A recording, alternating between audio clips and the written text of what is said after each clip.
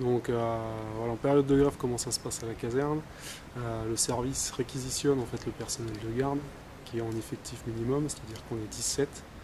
Donc le principe de la réquisition, c'est l'officier de permanence qui vient le distribuer personnellement aux agents concernés. Donc les agents se trouvent à la caserne, ils ont leur réquisition. Donc comment ça se passe?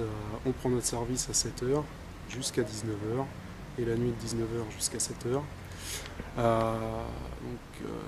Nous sur la journée, à la prise de service, on continue à faire la vérification de nos engins, le maintien opérationnel de tout le matériel.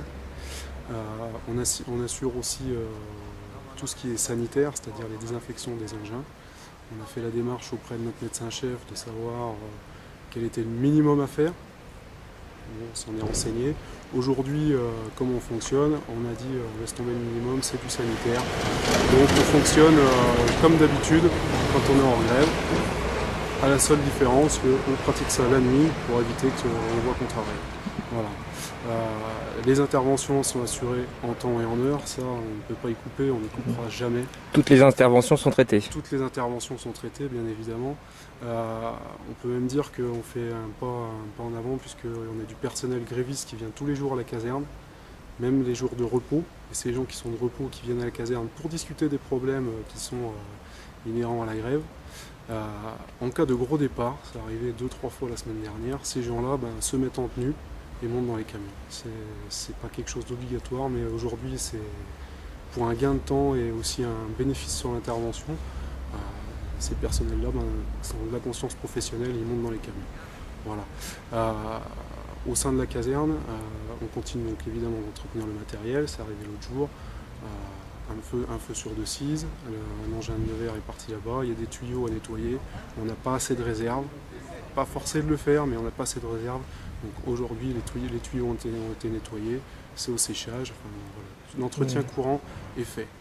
Pour ce qui est aussi de la manœuvre obligatoire à la garde, les manœuvres collectives ne se font pas. C'est en temps de grève, on n'est pas obligé de le faire.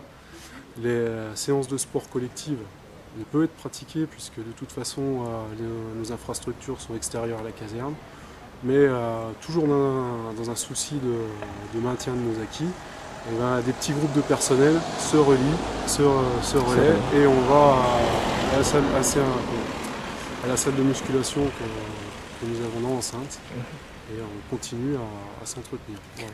En fait, les tâches qui ne sont pas effectuées, c'est plus de l'administratif sans que ça concerne les comptes rendus d'intervention. Voilà, tout l'administratif n'est pas fait. Les comptes rendus d'intervention, chez nous, au sein des pompiers en général, le compte rendu fait partie de l'intervention. C'est-à-dire qu'une intervention, elle démarre à l'appel, qui est reçu à vos ailes, et elle se termine quand le chef d'agrès, le responsable de l'intervention, clôture son compte rendu. Voilà. C'est pas un acte administratif pur et dur, c'est un acte opérationnel. Donc voilà, les comptes rendus d'intervention sont faits.